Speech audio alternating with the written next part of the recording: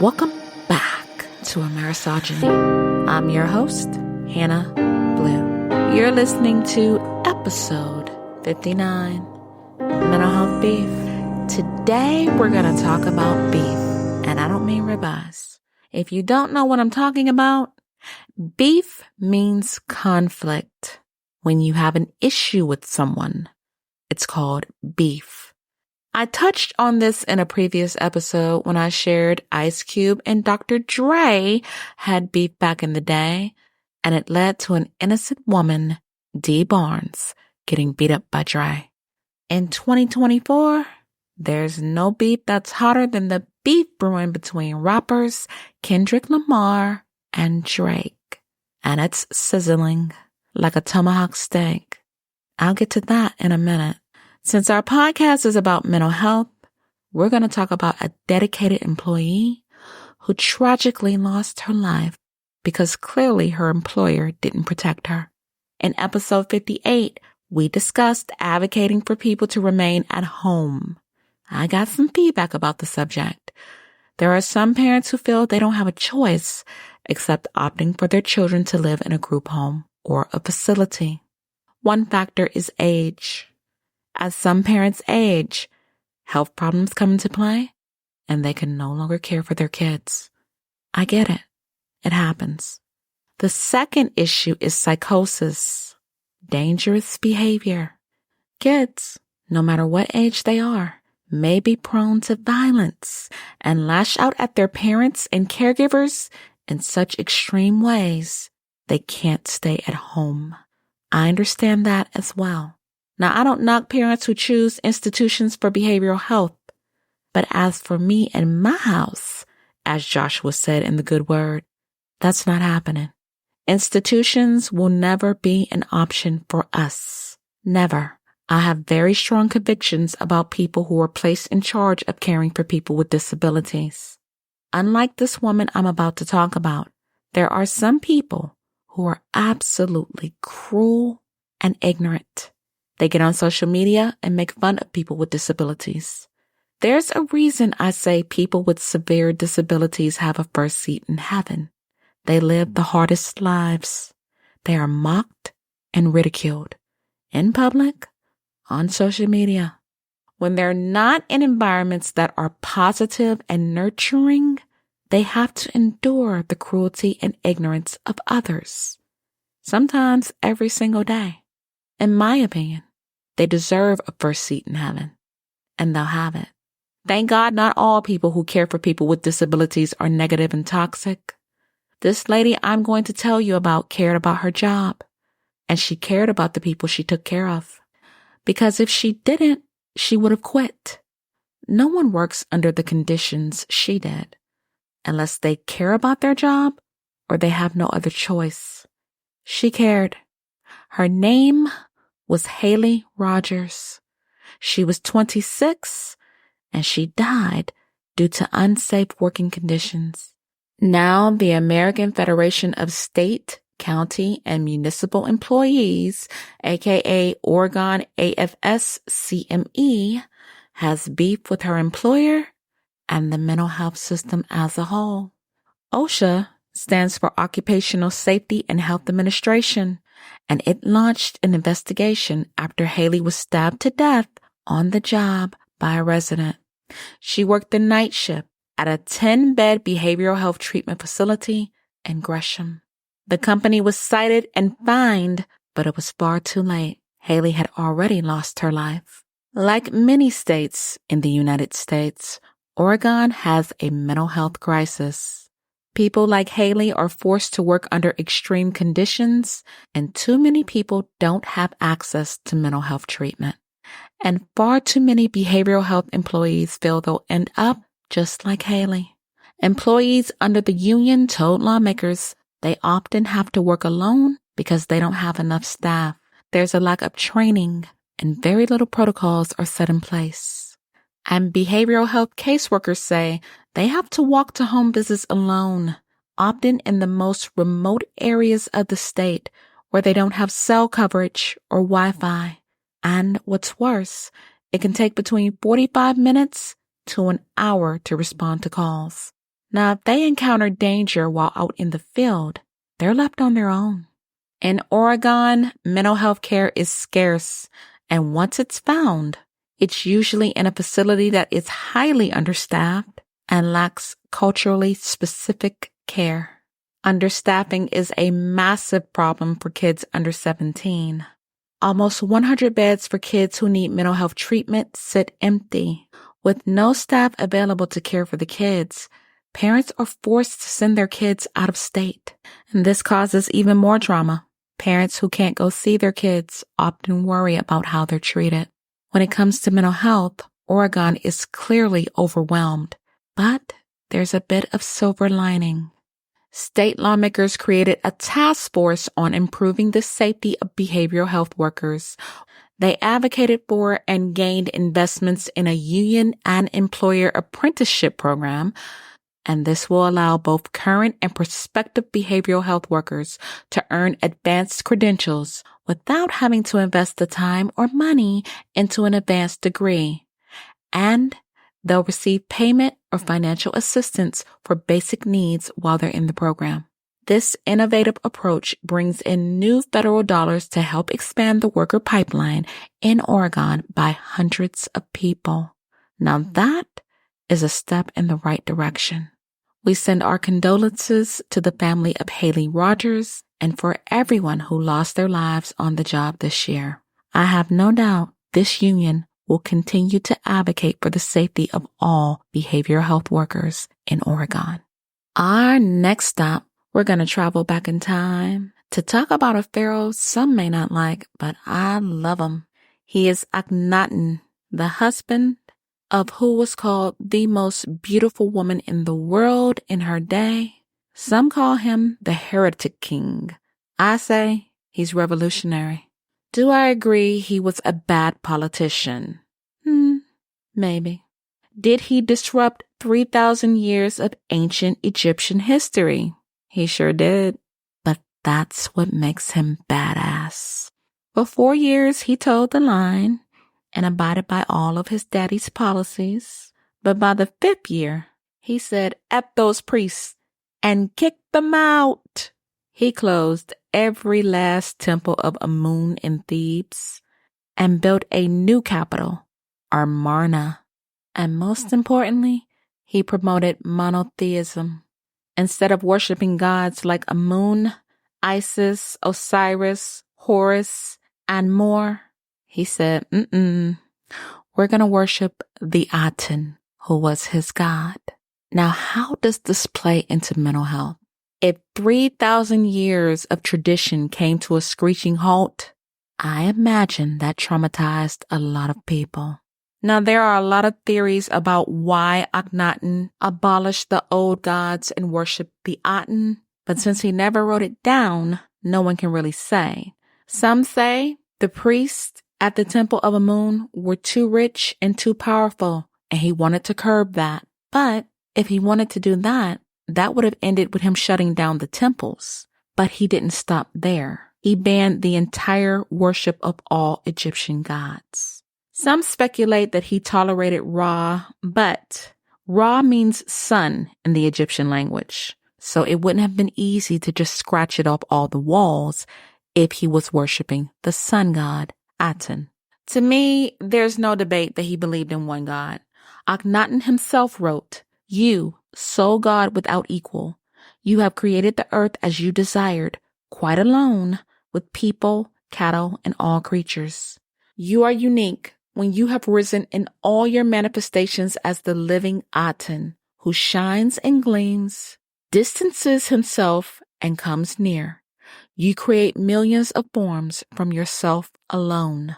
The Aten was repeatedly mentioned as the creator of all things, and in one of the tombs in Amarna, inscriptions read, "There is no other but him." Every inscription that said gods, he had crossed out. And after year 5 of his reign, no plural form of gods was ever written. Now, I don't agree that he was Moses or a mentor of Moses, as some believe. There's not a shred of evidence to prove it. Now, some in the academic community believe that Amenhotep III had already begun worshiping Aten when he was in charge, and Akhenaten was just following in his daddy's footsteps. And some believe Amenhotep III believed he and the Aten were one and the same. But here's the issue with that. Amenhotep was considered a good king. He didn't get canceled like Akhenaten. So if he started the Aten cult, he would have been canceled too. But instead, Akhenaten, Nefertiti, and his son Tutankhamun received the blame. And we have to take into consideration, Amenhotep III didn't get rid of the other gods. His son, Akhenaten, did that and more. He also moved the capital and closed its borders. In a previous episode, I talked about Kim Jong-un or Un. I really don't care how you say his name because he's a dictator. How he closed his borders and brought an economic crisis to his people in North Korea. Well, Akhenaten did the same thing. In a time of possible economic and foreign crisis, Akhenaten removed the very thing people could have turned to cope. How his people worshipped. He took away their gods and replaced them with one, the Aten. He even had people change their names. Royal decrees were sent out, telling people who bore names compounded with Amun to change them as he had done with his own birth name. Here's what I find strange about Akhenaten. He said that only he could speak to his God, and that all other Egyptians had to go through him as an intermediary rather than the priests. Akhenaten promoted himself as the only child of Aten and ignored everybody else.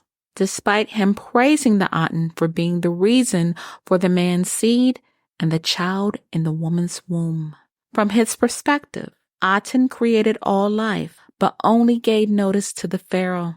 As a result, Egyptians couldn't even pray to the Aten, who had been forced on them. Some said this was the ultimate sign of disrespect to Mot, and if Egyptians denied the gods, even at the order of the pharaoh, they were doomed. As far as Akhenaten's family, that was the truth. To this day, the tomb of Nefertiti has never been found. And although an intact tomb of Tutankhamun's was found and later mutilated, that's a story for another day. His wife, the daughter of Nefertiti, Akhenaten, has never been found. Akhenaten's reign even affected how the Egyptians buried their dead. Now, if you're a fan of ancient Egypt like me, you know the afterlife was very important to ancient Egyptians. It was almost as important as living. Well, Akhenaten got rid of Osiris. No longer was he the judge of the dead. Instead, Akhenaten replaced himself and Aten to judge the fate of the souls of Egypt. This was the first time a pharaoh had been bold enough to claim this right. One man changed the fate of millions of people, and it had lasting effects. Let's think about this. Nefertiti was once the most powerful woman in the world, and her body, her tomb, has never been found. Think of the hatred people had for Akhenaten, his wife, and his lineage. Now, years ago, Zawi Hawass came out and said that King Tutankhamun had died from infection. Some don't believe that Tut was murdered, but here's the thing. How did he get the injury? Think about it. Tut came to be king as a 9-year-old boy. This was after the death of his father and after the death of Nefertiti. Do you really think the priests that Nefertiti reinstated weren't in this little boy's ear? He died as Tutankhamun, not Tutankamun as his father would have wanted. Tut tried to restore the order his father dismantled, and in the end, it wasn't enough. Tut and his wife Akhenaten had 2 infant daughters. They died when they were babies, so there was no one to carry on his lineage. His wife, Akhenaten, wrote a strange letter trying to secure a foreign enemy because she herself wrote she didn't want to marry a servant. And this was I, But I believe Akhenaten was forced to marry I, and I got rid of her. Now you might ask yourself, if Akhenaten uprooted Egypt, what's so likable about him? I like him because he was a realist, and he didn't go along to get along. I respect that. On the walls of Amarna, he's shown spending time with Nefertiti and his daughters, and he's even shown holding his babies. Never before had that been done. The pharaoh had always been represented as a masculine, powerful, godlike being, and they didn't kiss babies. They weren't shown as sensitive, but that's exactly how Akhenaten depicted himself. There are so many psychological factors that go on with Akhenaten and his family that have yet to be explored. Nefertiti bore him 6 daughters, but she wasn't the mother of King Tutankhamun. How did she feel with her husband having a son with another woman? There is no evidence that Akhenaten wrote anything about the loss of her daughters. But if she wrote a letter trying to secure another man to replace Tut, wouldn't she write about the loss of her babies? And how did Tut feel when his daughters died? Did he think he was being cursed due to what his father did? So many avenues that have yet to be explored. And how Nefertiti relates to Amerisogyny? Who's to say she wasn't pharaoh after Akhenaten died? We already knew what men thought about Hatshepsut being a female pharaoh, and people were already upset with Nefertiti due to her radical ways. Is it possible her tomb was desecrated and sealed off so that no one would ever know she had been pharaoh? For the ancient Egyptians, it could have been a final slap in their faces after taking away their gods, even though Nefertiti tried to undo what Akhenaten had done before she died. And who's to say someone didn't kill Nefertiti? So many amazing questions that may never be answered. And for now, like Akhenaten, we're going to put this subject to rest and move on to our final stop, social media. Well, kittens, let's get into the Kendrick Lamar versus Drake beef, shall we? Kendrick Lamar and Drake have dropped a series of diss tracks against each other, and in my opinion, there's only one clear winner. Now, at one point, the rappers got along, but that didn't last. So how did the beef start? Well, some people speculate it happened in 2023 after Drake and J. Cole dropped a song called First Person Shooter. And on the track, Cole called himself Drake and Kendrick Rap's Big Three. But Kendrick wasn't feeling it and he wasn't having it. So when he was featured on Future and Metro Boomin's Like That, he said, "There is no Big Three. It's just Big Me."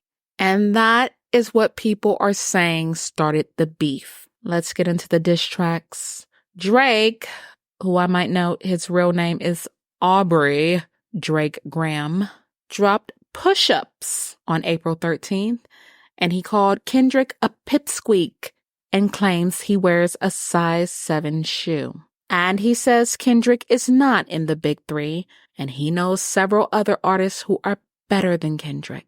Now, he didn't mention Kendrick, but Kendrick is smart. He knew Drake was talking about him. And on April 19th, Aubrey Drake Graham released a second diss track called Tailor Made. He made fun of his height and tried to make it seem as if Kendrick is Taylor Swift's bitch. He accused Kendrick of not releasing a diss track to allow Taylor to drop her new album, The Tortured Poets Department. But he quickly realized what he did because Taylor Swift has a massive following and Drake knew he didn't want the smoke from her fans. So he praised Taylor, calling her the biggest gangster in the music game, and admitted he moved his album release date to allow hers to drop first. So if he did the same damn thing, it's kind of lame to call Kendrick out for allegedly doing it. And Drake had an even bigger issue. Tailor Made featured AI-generated vocals from the late rapper Tupac Shakur, And Tupac Shakur's estate sent Drake a cease and desist letter. So Drake had to remove the song from every platform. Ouch. Now Drake is blaming Kendrick for alerting Tupac's estate. Now he might have, but where's the proof? Well, Kendrick delivered his response on April 30th with Euphoria. It's called Euphoria because Drake is the executive producer of the HBO show Euphoria. Kendrick said Drake is a trash dad, and he also said Drake appropriates Black culture. Now, Drake has been caught on camera saying the N-word with a hard R, and he did an interview where he referred to some of his friends as my blackest friends. Don't know what the hell that means. So listeners, you can take those lines and draw your own map. Kendrick also dropped 616, and he claimed people who work for Drake's record label and clothing company secretly dislike Drake and may be working for Kendrick behind his back. Well, Drake came back with Family Matters, and he alleges that one of Kendrick's kids with his longtime girlfriend Whitney Alford isn't his child, and the father is his manager, Dave Free. He also said that Kendrick pays for sex. Now, the both of them have accused each other of doing this, but Drake wasn't done. He also made a snarky remark about The Weeknd and brought in Rick Ross, saying that Ozempic gave him a side effect of jealousy. Well, Kendrick wasn't done either. He came back with Meet the Grams, alleging that Drake has a secret daughter who is 11 years old. But the kick in the teeth came from Kendrick's Not Like Us. In this track, he accuses Drake of being a pedophile. Drake followed up with The Heart Part 6, but I'll tell you this, once you're accused of being a pedophile, it's kind of hard to come back from that. Here's what's strange to me. Drake claims that his team planted fake stories about an 11-year-old daughter just to see if Kendrick would take the bait. Now, I don't know about you, but that sounds fishy to me because who plants a story of that magnitude just to see if someone is going to take it and run with it? He is also denying that he has ever engaged in inappropriate conduct with a minor. Drake said, "I never been with no one underage, but now I understand why this the angle that you really mess with." He also says he would have been arrested if the allegations were true. Not necessarily. There's a lot of pedophiles walking around the music industry, and I'm not saying that Drake is one of them, but here's what's fishy to me. According to media, Drake claims he's never touched Stranger Things actress Millie Bobby Brown. However, Kendrick Lamar never mentioned Millie Bobby Brown. So why would Drake? Yeah. Now, people were giving Drake the side eye when he admitted he had been texting Millie Bobby Brown, who was 14 at the time. Drake was in his 30s as he is now. And my question is, what does a 30-something-year-old man have to talk about with a 14-year-old child? Millie Bobby Brown told Access Hollywood, "I love him. I met him in Australia, and honestly, it's so fantastic." She went on to say, "He's a great friend and a great role model. We text. We just texted each other the other day. He was like, 'I miss you so much.' And I was like, 'I miss you more.' He's coming to Atlanta, so I'm going to go see him. I'm so excited." When she was asked what they talk about, she shared that he gave her advice about boys. Again, this is a 30-something-year-old man texting a 14-year-old girl and talking to her about boys. He is not her relative. He is not a family friend that she's known for years. I don't know about you, but I'm not comfortable with that. And apparently, I'm not the only one. These comments are on Reddit. Texting "I miss you so much" to a 14-year-old as a 30-year-old man. Another, giving advice to random children from experience. is one of the most common excuses predators use to justify why they are even talking to the child in the first place. And another wrote, "It's crazy that people haven't been paying attention like this. I dropped Drake when I first saw this interview. So is Drake a pedophile? At this time, we don't know. But a man in his 30s texting a 14-year-old girl he misses her. Something's not right about that. And if children are being sexually abused, that is right up Amerisogyn's alley. I firmly believe if something was done in the dark, it's gonna come to light. So we'll just have to wait and see how this unfolds." Well, people, we've talked about beef in Oregon, beef in ancient Egypt, and beef in the heart of social media.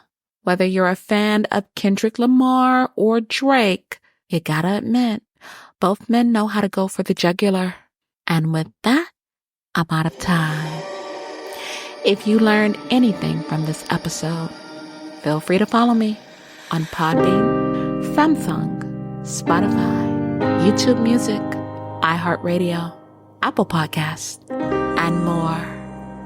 The weekend is coming up, my dears, so I want you to be good to yourselves. Be easy. Take care of yourselves. Have a good weekend. And as always,